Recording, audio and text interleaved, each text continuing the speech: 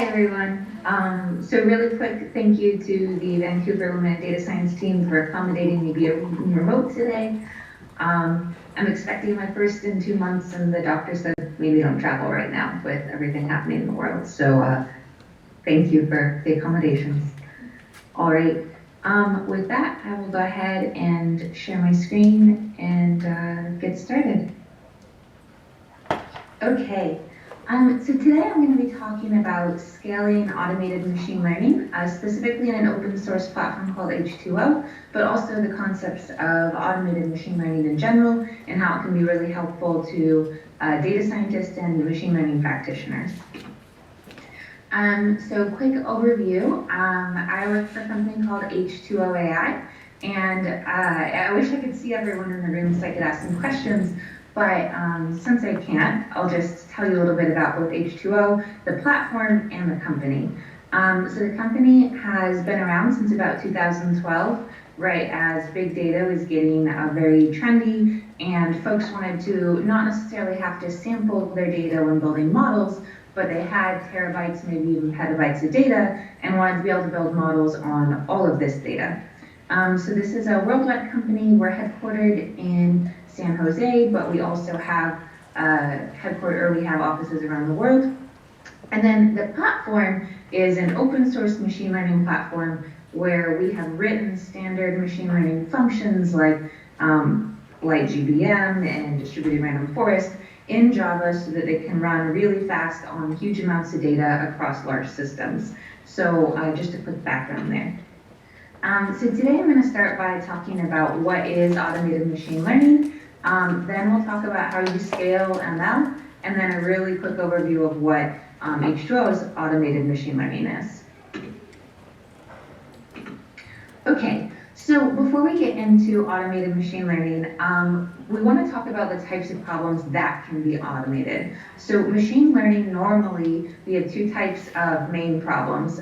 Supervised learning, where you have data historically you're learning from, and unsupervised learning, where you don't necessarily know what you're trying to predict or what you're trying to find in the data. You're more looking for generic trends. So there is some automation that can be done in unsupervised learning, usually in sort of clustering use cases. But for the most part, when folks talk about automating machine learning, they're specifically talking about the types of use cases where you're building predictive models to learn from historical data. So this could be anything like numeric type questions, how much is a customer going to spend, maybe even image-based, is there a dog in this picture? How many dogs are in this picture? How satisfied are my customers on a scale of 1 to 10? So those would be regression type problems. And then classification would be things like, will this customer make a purchase? What type of animal is in this picture? From this audio clip, is the customer satisfied or unsatisfied? And so forth. And so these are the types of problems we're usually talking about when we do automated machine learning. So the goals of automated machine learning is really to train the best model in the least amount of time. Now, best model can mean a lot of things. This could be the most accurate model. This could be the most explainable model. This could be the model that can run on all of your data.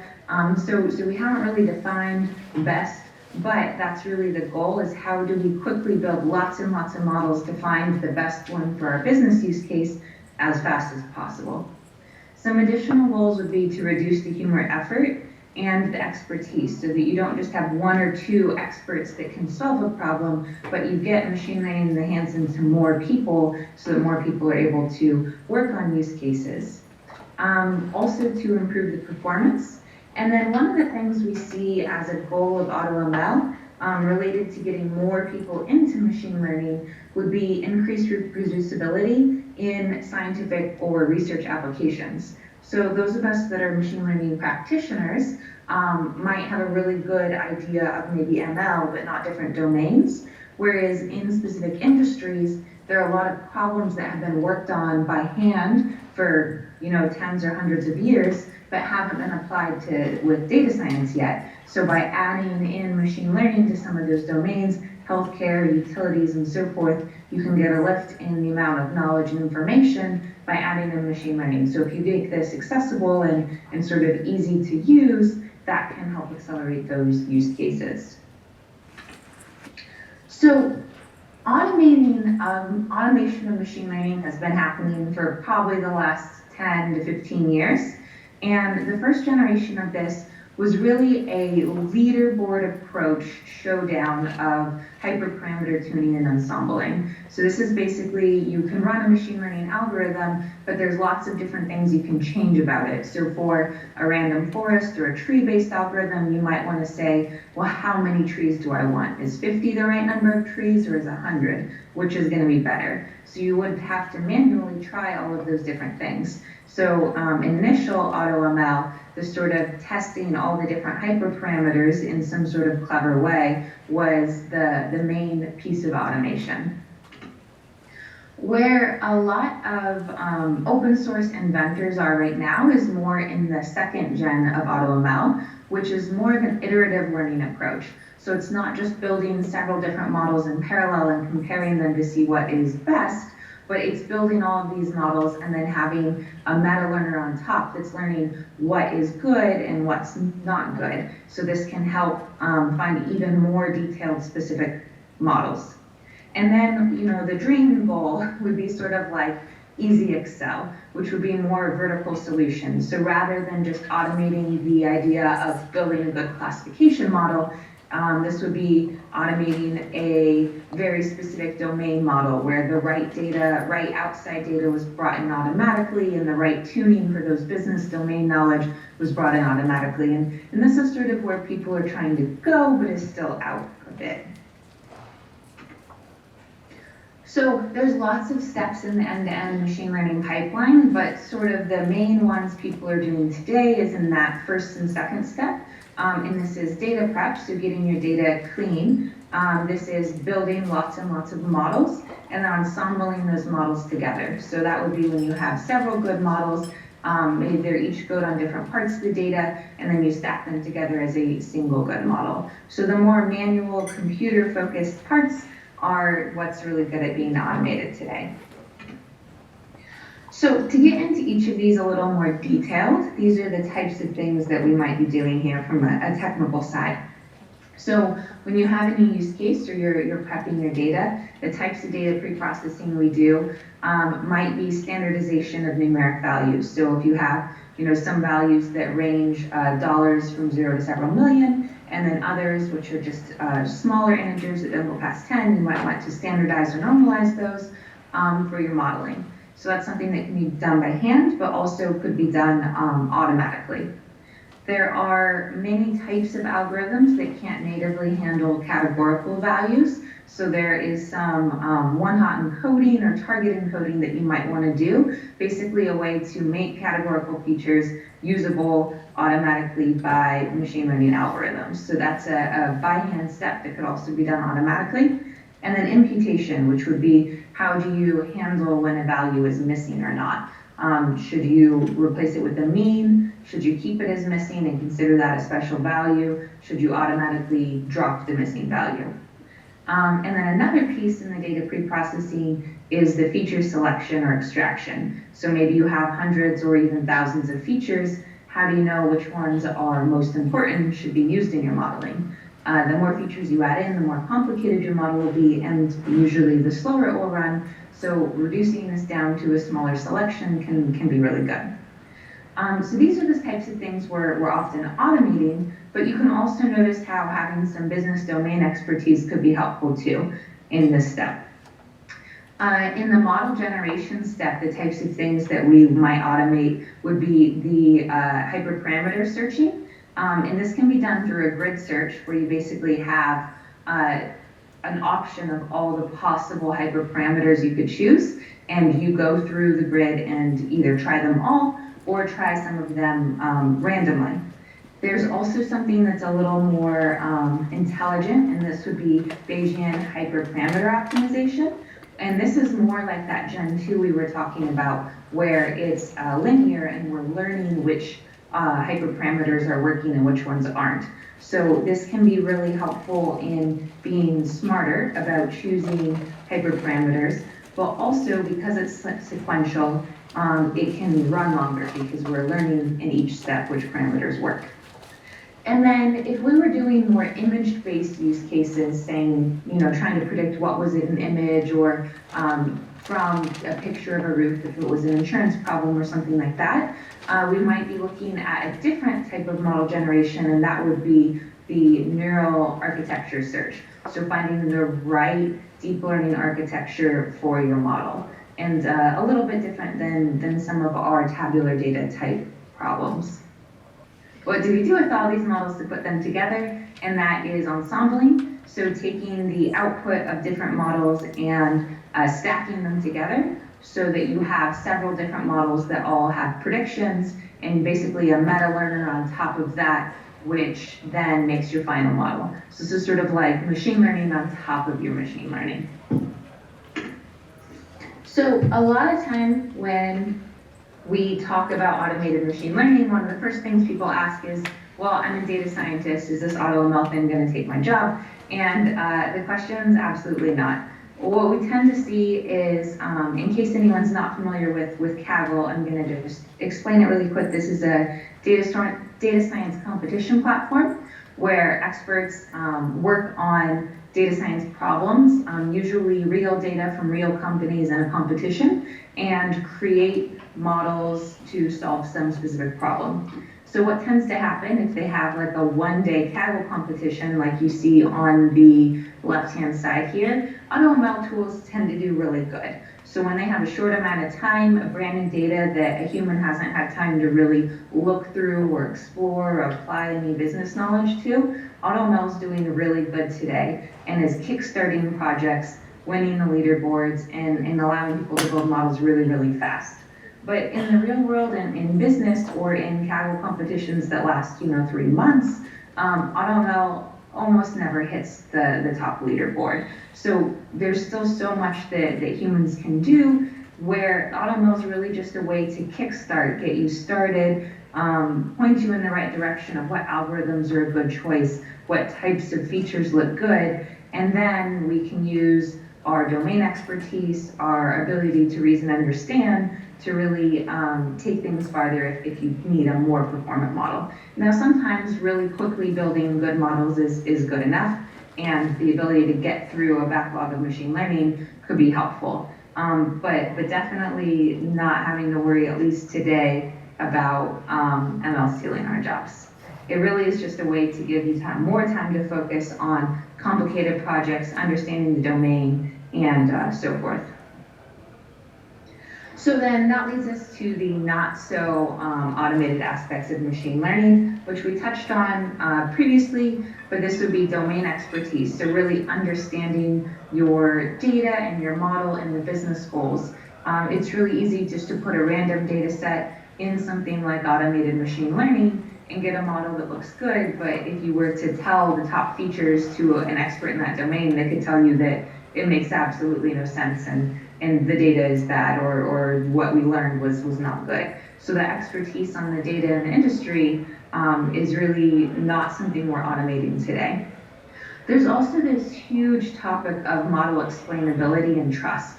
So especially in industries like healthcare or finance, you don't want just a model that a computer created to be making decisions on what procedure a doctor should do for a patient or whether or not someone should get a loan. You really want to be able to explain models and be able to take the output of a model and explain it to a business team or regulators, and that explanation is going to be done by humans.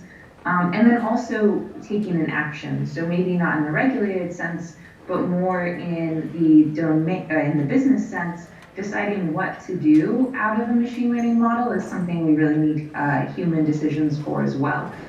Maybe in your process of modeling, you notice there's a trend where certain types of people like certain types of products. It was a side effect of a model you're making. So those decisions or actionable insights are really the not automated parts either.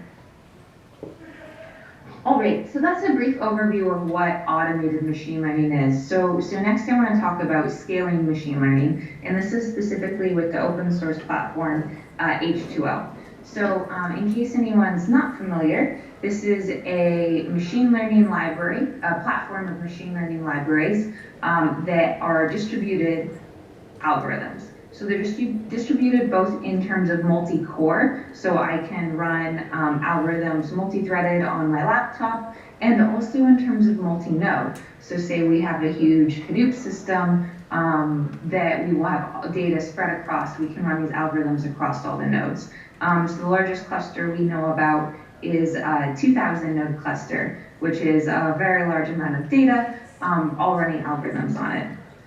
These are written in Java, so they run in memory really, really fast, but usually data scientists don't necessarily know or want to use Java, so there are APIs to access this in R, Python, and Scala, as well as a user web interface so that you don't have to write code at all.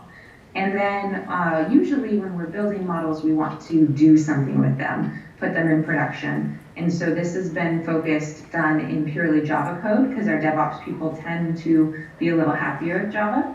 So your machine learning data scientist can automatically build some models and explore them using Python, then export the model into Java, and then it can easily go into a REST server, Java API, or however you productionalize models. So the features of the algorithms in H2O, these are use cases that are both supervised and unsupervised algorithms, although for the AutoML, again, we're mostly looking at supervised algorithms. So things like gradient boosting machines, random forests, neural nets, linear regression, and then ensembling these models. Automatically, it handles things like imputation, normalization, and one-hot encoding. So what do we do if there's missing values? What do we do if our domains of different columns are drastically different? And how do we handle categorical values?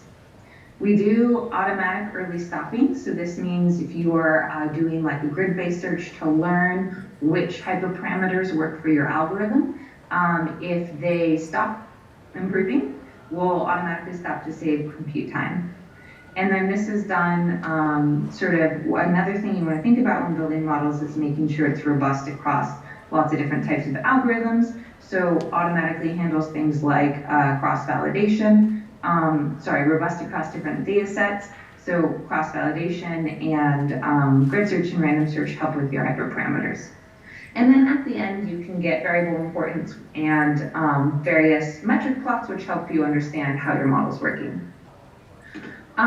So that's the really quick on how we scale large amounts of data is before we even get into the automating them, we can run a single algorithm, say a distributed random forest, on gigs or terabytes of data without having to subsample or run it locally. That also runs much, much faster because it's in Java in memory.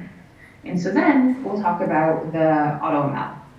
So there's lots of open source and proprietary AutoML algorithms on the market. Scikit-learn and Teapot are some of the other well-known ones in addition to H2O. But just to give you an idea of what's in H2O's AutoML, for the data preprocessing, we're specifically focusing today on handling nulls automatically, the one-hot encoding and standardizing the data. And then something that's coming soon would be doing automatic target encoding, which is just another fancy way of handling categorical columns. So it's a way of taking a categorical value and changing it into a number to use into your modeling. For the model generation, we're doing a random grid-based search and also tuning with validation data sets.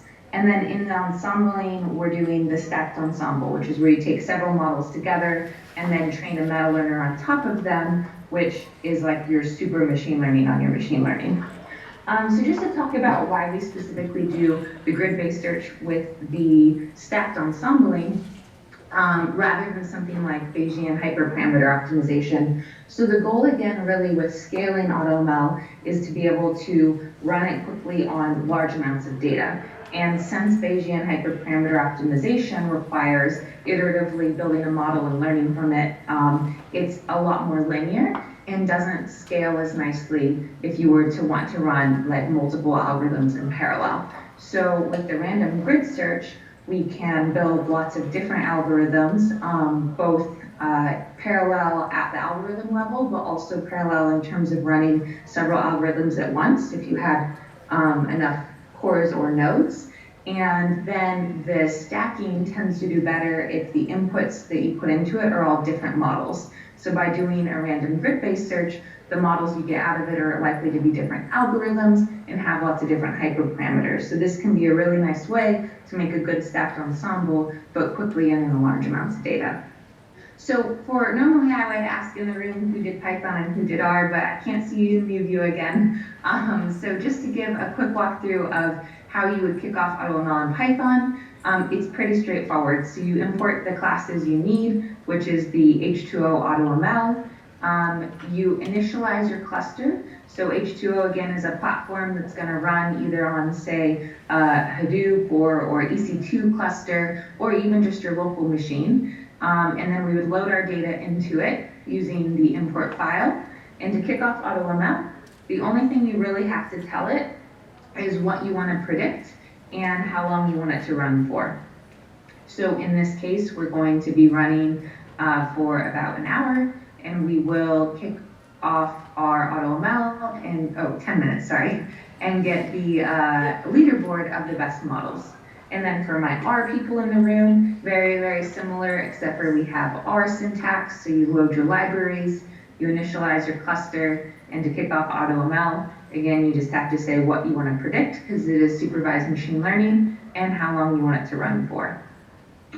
And for anyone in the room that wants to do machine learning but doesn't like to code, there's also a user interface. Here you can see some of the other parameters that are available. So in addition to just runtime seconds, maybe you want to change how it does cross-validation, that would be number of folds, or you want to change how it does defaults for early stopping. So you do have full control over your AutoML as well. And then this is sort of what your leaderboard would look like at the end. So at the top, what we can see is a stacked ensemble of all the models. It had the top AUC in this Kaggle, the Higgs-Kaggle data set. And then at the bottom, not too shocking, is our very explainable linear regression, which did not perform as well, but depending on what we defined best as, in our use case, maybe explainability is more important. So this is our output of saying, let's run this for an hour and see what algorithms we get out of it. And these were all built automatically. All right, so if you have any questions or want to learn more, this deck is going to be available to everyone. There's lots of getting started and blogs on scaling AutoML in general. But that's all I have, so thank you.